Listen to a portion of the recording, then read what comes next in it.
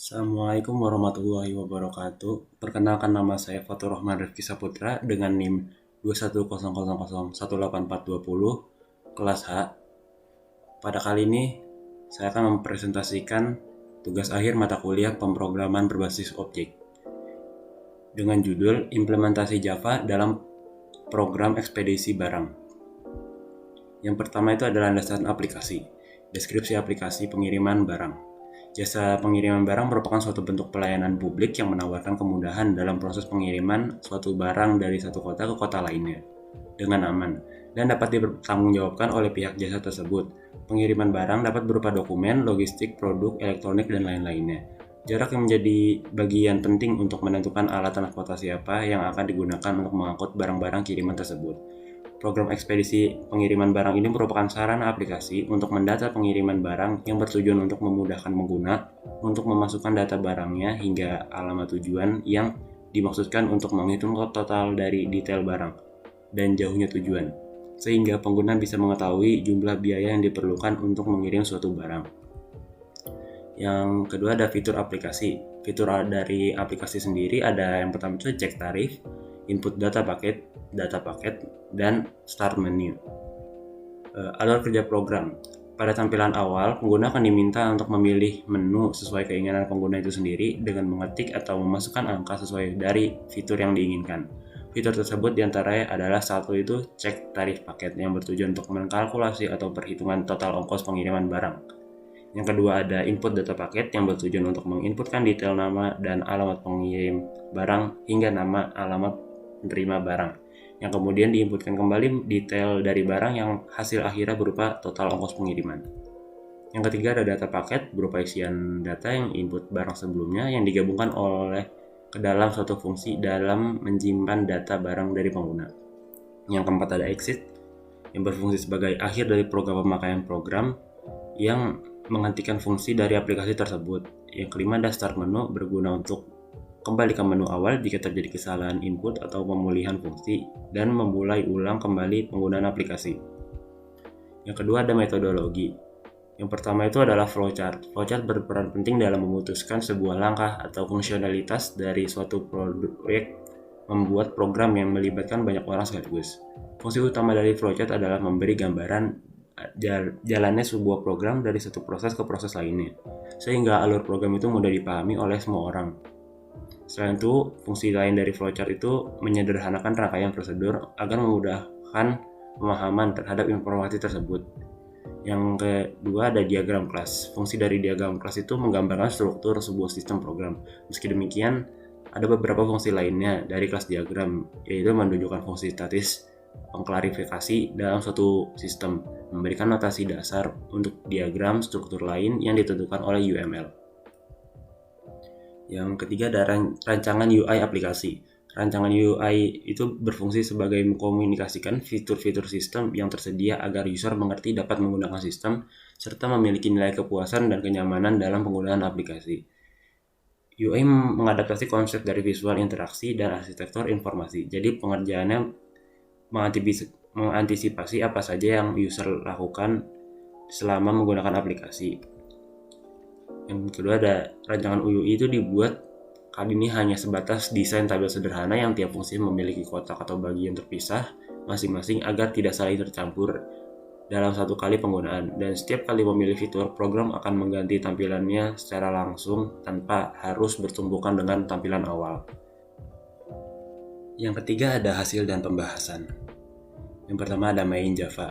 Pernyataan package yang diikuti nama packet adalah pernyataan Java yang paling pertama yang berada di atas baris kode paling atas. Berikut ini adalah sintak dari pernyataan package di Java untuk meletakkan hasil kompilasi ke dalam paket. Yang kedua ada import Java I/O, merupakan singkatan dari input output. Input merupakan perintah masukkan data, sedangkan peralatan input sebagai contoh keyboard, sedangkan output berupa perintah atau fungsi menampilkan data kepada pengguna. Import Java Until Scanner adalah bahasa Java yang digunakan untuk meminta input oleh pengguna program tersebut. Fungsinya digunakan ketika membuat program Java melalui TextPad yang memerlukan input data.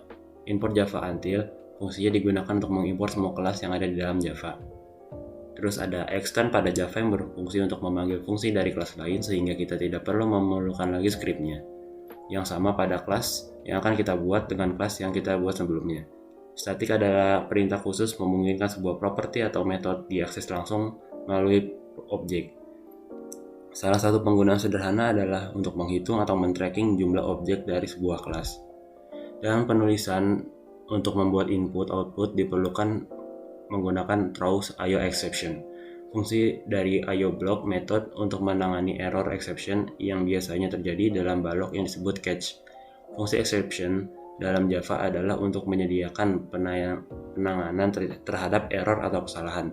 Jadi blok ini akan mencegah kesalahan yang berhubungan dengan IO. Untuk mengatasi error ini, blok kesalahan harus dilemparkan ke blok khusus penanganan IO. Dalam hal ini yaitu IO exception, supaya error tidak terjadi akan mengganggu program yang lain dan segera dilaporkan error apa yang terjadi. Untuk membuat fungsi pilihan dalam tampilan menu diperlukan menggunakan switch case, yang dimana fungsi dari switch case ini adalah perbandingan kode program, dimana kita membandingkan isi dari sebuah variabel dengan beberapa nilai. Jika proses berbanding tersebut menghasilkan true, maka blok kode program akan diproses.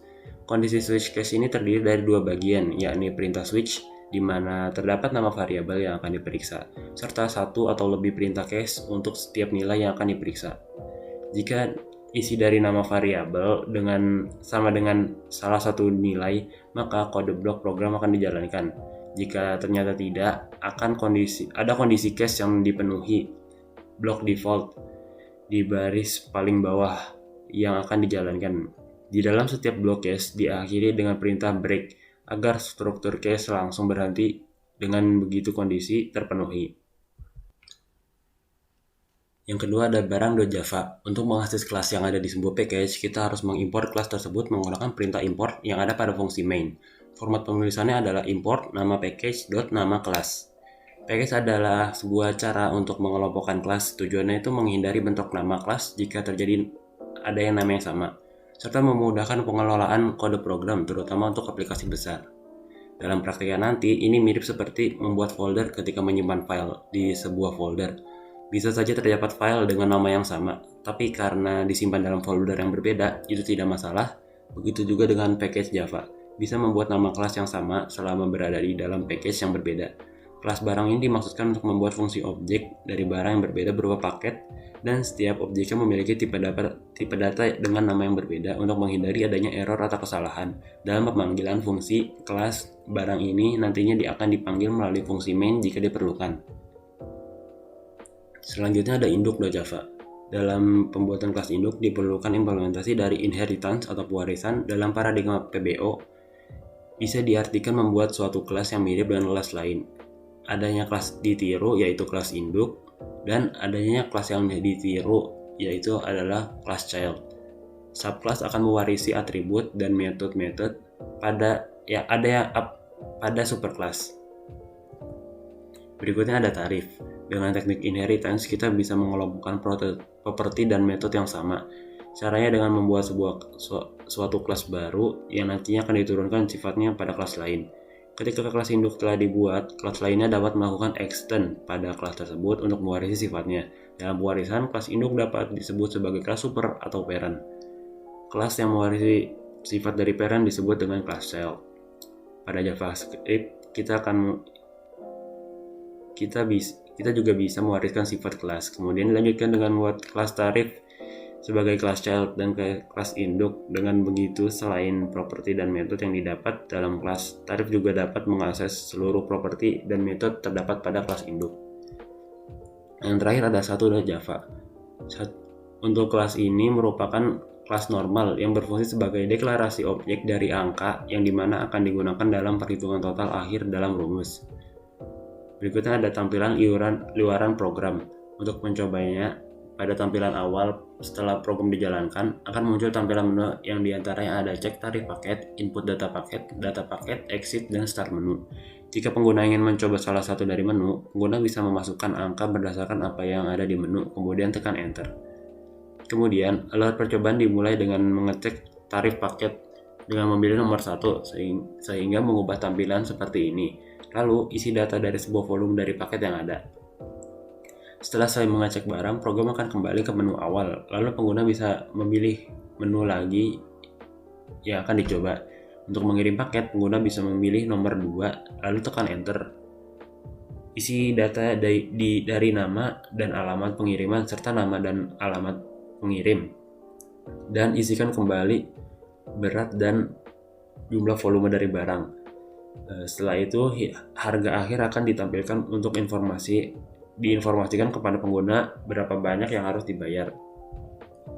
Setelah selesai mengirim paket, program akan kembali ke menu awal, lalu pengguna bisa memilih lagi menu yang akan dicoba. Selanjutnya, untuk melihat data paket yang sudah dimasukkan sebelumnya, pengguna bisa menekan nomor 3 lalu enter.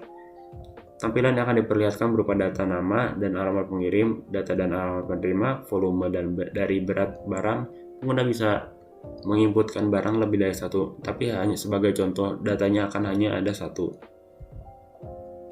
Jika sudah selesai, pengguna bisa keluar dari aplikasi dengan memilih nomor 4. Atau jika ada kesalahan dalam pemilihan menu, pengguna juga bisa mengulang kembali ke tampilan awal dengan memilih angka 5. Berikut merupakan unggahan halaman project GitHub beserta link projectnya.